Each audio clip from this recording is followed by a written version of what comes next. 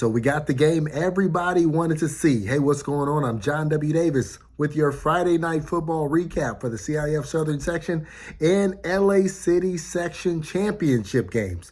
We got to start Division 1 in the CIF Southern Section. Mater Dei holds on to beat St. John Bosco 31-24. And yes, Mater Dei has now won back-to-back Division 1 titles. But they had to earn this one, 31-24 over their rival St. John Bosco. And this was the game everybody wanted to see Bosco play. Everybody who is a fan of high school football should have wanted to see Bosco play competitively against Mater Dei. And that's what they did. Bosco was in this game all the way down to the end. Bosco pulling within 7 with 2:12 left, after they made a 48-yard field goal. Yes, a high school kicker made a 48-yard field goal. Shout out to C.J. Wallace, the Washington commit.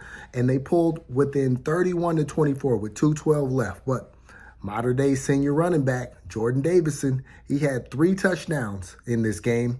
And he was the one that picked up that late first down to secure this victory. So shout out to Jordan Davison. And this was a back and forth game. I mean, Mater Dei had big plays from Davison.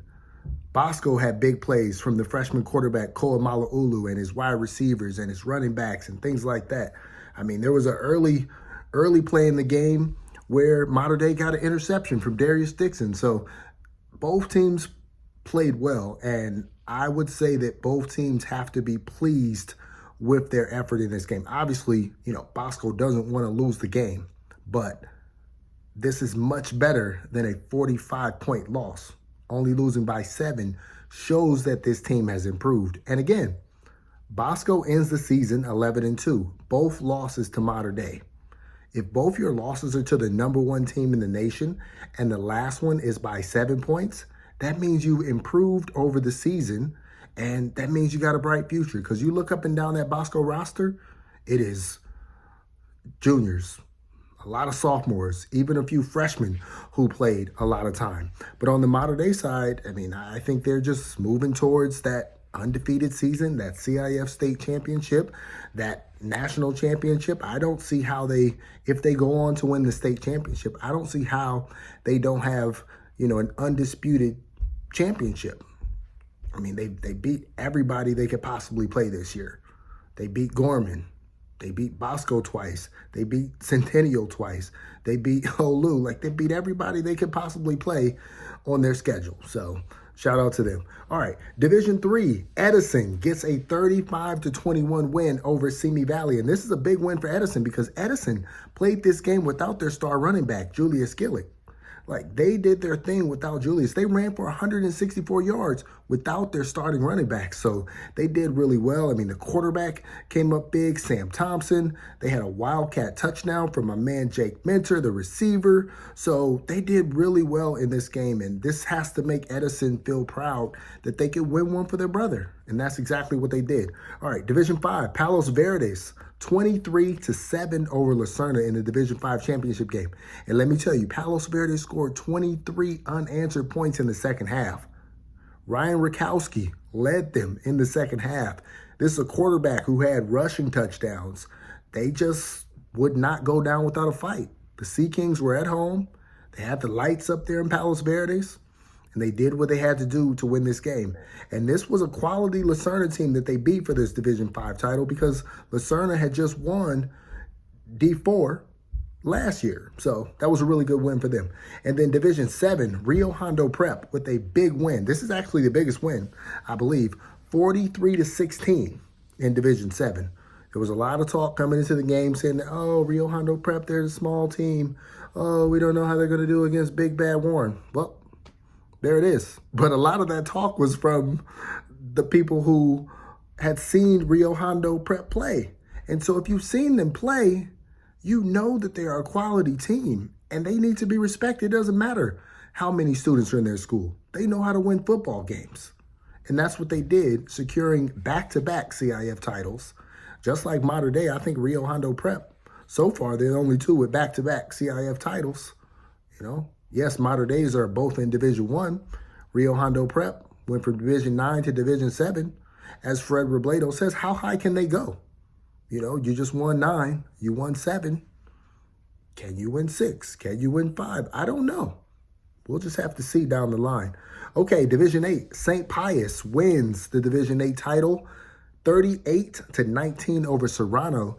And Pius, oh my goodness, the quarterback, Williams, he had a game. 444 passing yards.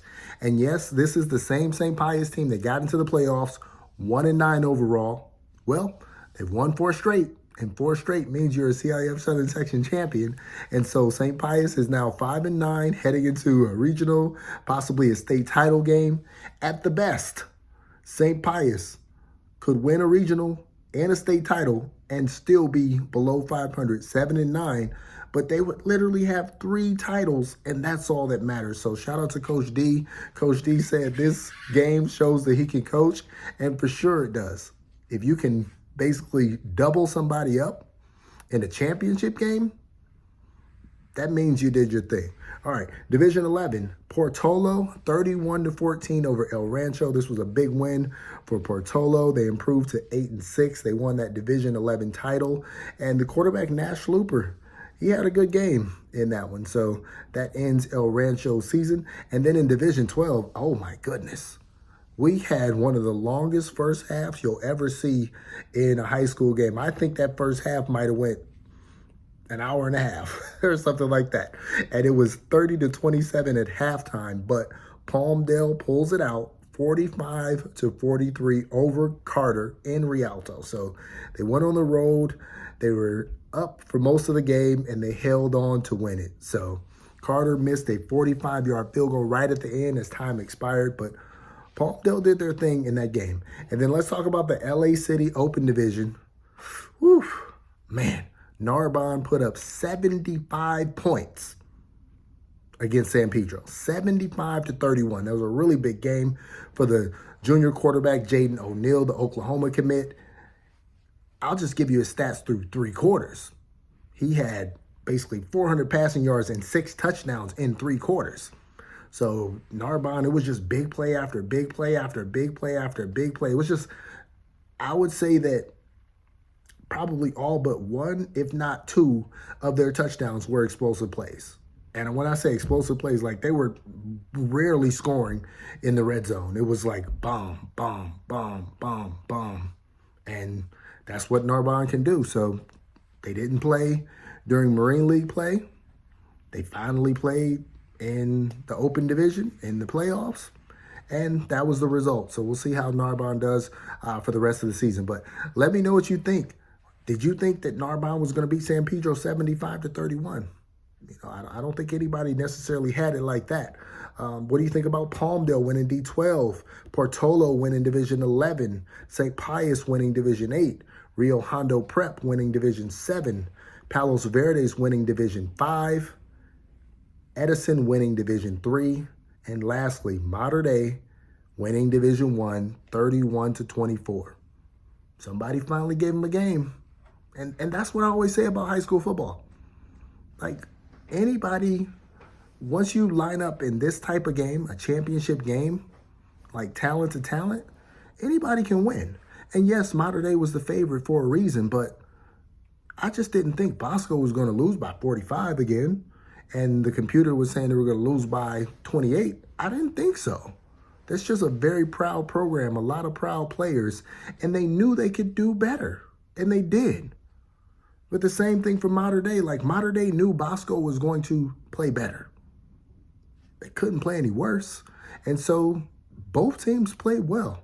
And I think Bosco showed a lot, because if you look at their box score, look at the people who scored, every single one of them was underclassmen. So that makes Bosco a perennial favorite for the next couple of years, you know, across the Southern Section, across California, across the nation. Like, Bosco is here to stay, but so is Mater Dei. So let me know what you think. I'm John W. Davis. It's a Friday Night Football Recap. I'll see you on the next video. Peace.